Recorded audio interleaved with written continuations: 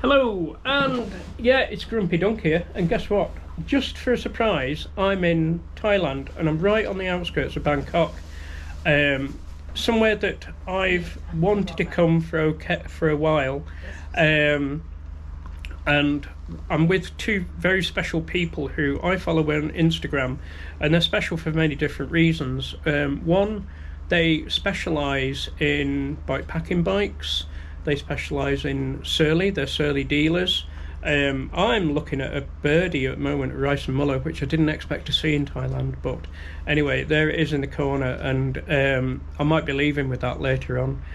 We'll see. If we can distract them, then I'll be off on it. Anyway, so I would like to introduce you to two very special people, like I say, Pai and Imu.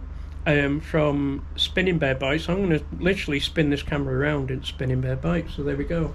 So we have Imu, yes, and we have Pai, both of which spin spanners, build wheels, build fantastic bikes, and have a brilliant little workshop which I feel very at home here because it's absolute chaos, but I'm sure they know, like I do in my own workshop, where everything is. I hope they do, and I don't care if they don't, because it's theirs, it's not mine.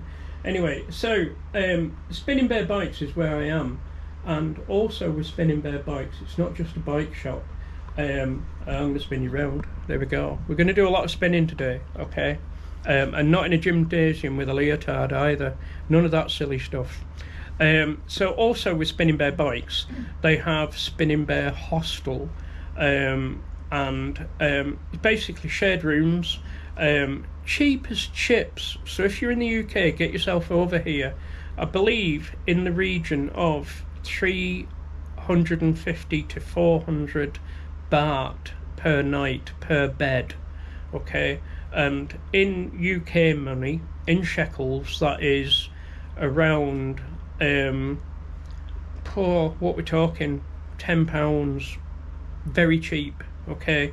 And from what I've seen, I haven't visited yet, and I haven't stayed here. I will emphasise that I haven't actually stayed here yet. That might change later on,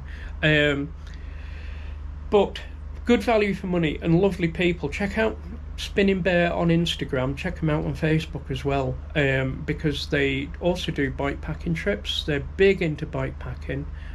Gravel, get stuff, they're not into gravel yet. They haven't been warped. And they're also, which touches my heart, they're also roll-off specialists. So hurrah for roll-off and hub gears, and down with your derailleurs. So I'm going to spin you round. Like I said, there's going to be lots of spinning going on in the next few minutes.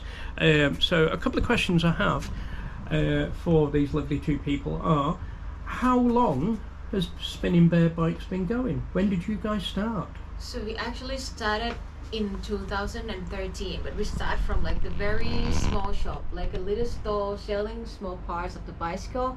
But then later on, PP add some servicing works. We start selling more parts, like better, higher quality, yep, and we providing more services until like we provide like a customized bicycle, and until now. Yeah. We still do the work and like a lot more like wheel building, yeah, choosing yeah, the parts, ordering, yeah, anything that you want, you can come to us and we're gonna be like a one-stop service. Superb. They can find anything that you want, Yeah. if they are in stocks somewhere else in the world, so we can try to get them for you. Brilliant. Yeah. So you build wheels as well. You don't just service bikes or build custom bikes. You actually build wheels yourselves as well. Yes. Yeah. PP normally do the whole works of the bicycle, but I be the person who work on the bicycle, like the wheels building. Okay, brilliant. Yes. Brilliant. So it's gonna be like starting from discussing with the customers, like how they're gonna use the bike, Yeah. what is your budget, Yeah. what is the main road that you're gonna use it, will you carry the stuff, Yeah. the weight, Yeah. anything, and then we're gonna collect everything and Yeah. build the bike that fits Brilliant. you. Yes. Yeah. So they're very similar from my own experiences of building custom bikes. Yes. Is basically what do you want the bike for, and more importantly, how much have you got to spend? Yes, because exactly. it's not just about having a brilliant bike. Mm-hmm. It's about how much money have you got in your pocket. Yes. You know, if you've only got, say, £1,000, Mm-hmm. 40,000 baht, there is a good possibility you can build a bike Yes. for that amount of money and still be Yes. capable. You know, that Yes. somebody's going to have a good time on that bike. Yeah. And then with the possibility of upgrading afterwards as well. Exactly. Yeah. So I've noticed here you have a lot of bikepacking bags. Yes. So tell us a bit more about that. Is that your own brand or? I'm the dealer of the Pidra, so that brand is more suitable for those who love lightweight or the gravel rider or the road cycling. Okay. But if you want more a little bit fashion stuff with bikepackings and that's is like that, or you can choose the color whatever. So we got like the buffalo bags. Yep. The brand is from our friend, so we Okay. normally like collabs, work together. But many people think that I'm the one who own the brand, but actually we work together. That's good. We yeah. use it and sharing, and our friend's gonna work out. Yep. So Yeah. we normally have like that kind of the bag, the buffalo bags. Yep. And we also work with the other brand, the Conquer bicycle bags. He custom the frame bag, and he Okay, can also yeah. do like the customized bags for you. brilliant, yeah. Because we found like using the bikepacking stuff, like how you're gonna arrange the bike, is quite easier than loading the panniers. Yeah. Because Yeah. we live in Bangkok. Yeah. When we need to travel to the north of Thailand, we need to put it in like the coach. Yep. And it's easy because you can put everything with the bikepacking stuff under the bunk. Yeah. So it's Yeah. a lot So that's easier. similar to me. I've moved away from traditional Yes. bike touring with 5 two penny, pannier bags at yes. the front, two at the back, and a bar bag. And as soon as you get to a train or You a need to coach, take it out. you've got 5 bags and 2 hands, and that combination doesn't work. With a frame bag, with a Yes. handlebar bag, You can just push pretty the much, bike and yeah. Yeah. easier to manage. Cool. Yeah. So that collaboration with Buffalo Buffalo bags bags, exactly. Conquer bikepacking bags. bikepacking They are bags. all friends. Yes. Yeah, so that's a really good, that's a healthy collaboration. You're Yes. making the bike, they're making the bags. Yes, Brilliant, exactly. put them all together. That's superb. Mhm. That's superb. So a very topical thing really has been COVID. Yes. Okay, COVID.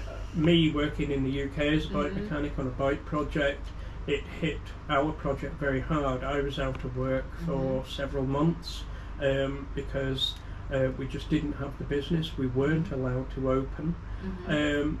What was it like for you guys out here in Asia?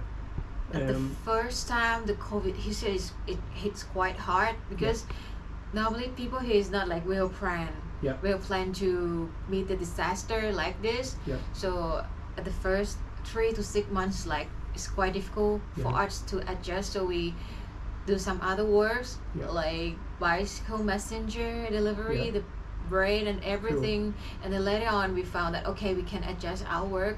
We can do like the reservation for the booking Yeah. for the customer to come and service and some rules Yeah. about the COVID.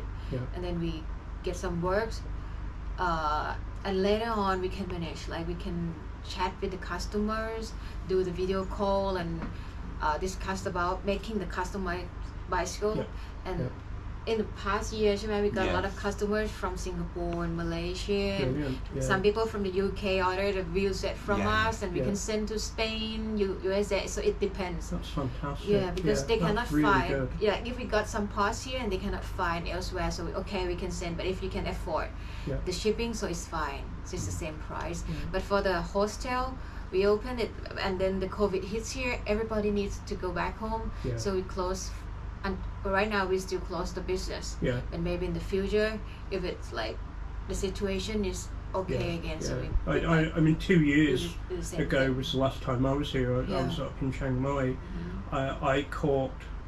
I got one of the last flights out of Bangkok back to the UK. Yes. And literally the main airport in Bangkok, Suvarnabhumi, was just chaos. Nobody Yes. really knew what was going on. You know, there's people there with bags and bikes as well. And it's like, well, are we going to get back to the UK? Are we going to get back to Europe? For me, it really was like, Yeah. I don't really know what's going to happen. Yeah. And literally got back to the UK, and then 2 days later, the UK government basically just said, right, okay, we're on lockdown. So for me, that meant I'd been back in the UK 2 days, and then right, okay, you've got no work for the next few months, and I'm thinking, well, I should have gone back to Thailand, but there we go, I didn't. So that's really interesting. It's really encouraging and uplifting that you guys have survived all that, and you adapted into like bike courier work. So you changed and just altered things basically to keep going. That's really, really good. And it's nice to hear as well. And it's nice to see that you're still here. That's really it was amazing too. Like we thought, oh my god, how are we gonna do it? But then we got some order and we can manage it. And people, they just like mouth, like the spread the word of mouth is quite easy for us to like get a good credit from their friends and they refer friends, so it's easy. That's cool. But the ideas of the hostel before we stopped doing it for a little bit is like we just want to be like a community for the like a cycling friends, no, coming from around the world, like they arrive from like across the border or fly here. So we want to be like the start in Thailand, so we can provide information for the cyclists, connect them to the other shops in Thailand and whatever. It's quite fun that time. There's many countries I've been to, like America, Spain, East Africa, North Africa. You know, you arrive like when would it be, 1996, 97, I flew to East Africa, to Nairobi, me, my bike in a box, nobody, and it's like, well, where's the nearest bike shop? Bike? You know, don't know, mate, don't know. And that was real adventure back in the 90s. That was real adventure. It was a little bit different. Canada was a little bit different because obviously there was a bike culture there. But in Thailand, it's interesting to see, and that's something I found interesting, that you gave me the impression that there is a culture here, or you're starting a culture, and it's somewhere that people can meet. You know, for the folks back home, it's spin you round, it's Grumpy Dunk, hello. For the folks back home, if you do want to come bike packing or even bike touring here in Thailand, like I say, Spinning Bear, there's Spinning Bear Hostel, there's Spinning Bear Bike Shop. It's a fantastic start, as Im was saying. It's a brilliant place to start your tour. You know, maybe you have issues with your bike in the airplane. I've had chain rings smashed before in flight. Baggage handlers not really bothering what was in the box and don't really care what's in the box. So you get to wherever you get to and you find out then your chain rings are smashed or your wheel's been warped. What you're going to do here at Spinning Bear, literally from main airport to here would be about a 20-minute taxi ride. Even a tuk-tuk, you'll get a bike in the back of a tuk-tuk. God man, if I fit in the back of a tuk-tuk, you'll get a bike in the back of a tuk-tuk. And believe me, Thai taxi drivers don't care. You pay them, they're happy. And they're happy to help as well, which is another big thing about being here in Thailand. But it's a great base to start. You know, there's a workshop here, there's Pie. Am I saying this right, by the way? Happy. That's brilliant. Im, which is I'm in English, and happy, I'm happy. And that's fucking great. There you go, I'm swearing as well, I don't care. I can edit it out, you guys can't. Right, anyway, but like I say, it's a brilliant base to be, and something I've learned, because I've been staying in the centre of Bangkok for the last couple of days, it's manic down there, it's chaos, as any inner city would be, but out here, you're right out in the suburbs, nice and quiet.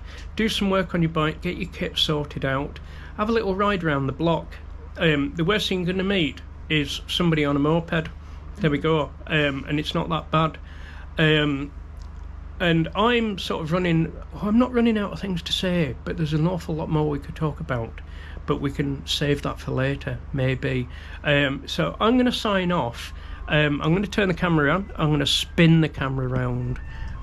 So I'm going to say thank you very much to Im and Happy.